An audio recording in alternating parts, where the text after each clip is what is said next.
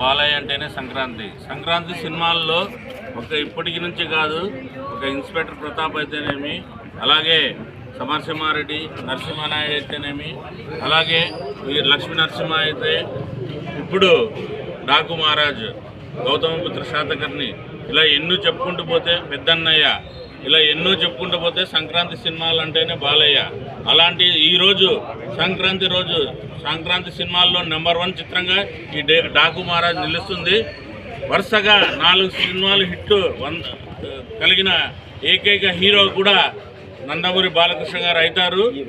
ఈ వయసులో వరుసగా 400 కోట్ల సినిమాలు కూడా నందమూరి బాలకృష్ణ గారికి అవుతుంది. కాబట్టి ఇక రాబోతుంది అఖండ 2, అది కూడా ఒక చరిత్ర సృష్టిస్తుంది. ఖచ్చితంగా బాలకృష్ణ కెరీర్లోనే బిగ్గెస్ట్ హిట్లలో ఈ డాకు మహారాజ్ ఖచ్చితంగా ఉంటుంది. ఒకటి, ఈ చిత్రంలో ఉండే సన్నివేశాలు అయితేనేమి ప్రతి ఒక్కరికి కన్నీళ్లు తెప్పించే విధంగా ఉన్నాయి. అలాగే సెకండ్ హాఫ్లో వచ్చే సీన్లు అయితే దేనికి సాటి అన్నట్టుగా సీన్లు ఉన్నాయి. ఒకటి, నీటి ప్రజల కోసం ఆయన చేస్తున్నది ప్రజలకు అందరికీ ఉపయోగపడాలనేది.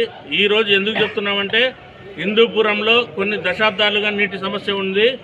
ఈ నందమూరి బాలకృష్ణ గారే ఆ నీటి సమస్య తీర్చారు. ఈ చిత్రంలో డాకు మహారాజ్ అది చేసి చూపించారని తెలియజేస్తున్నాను.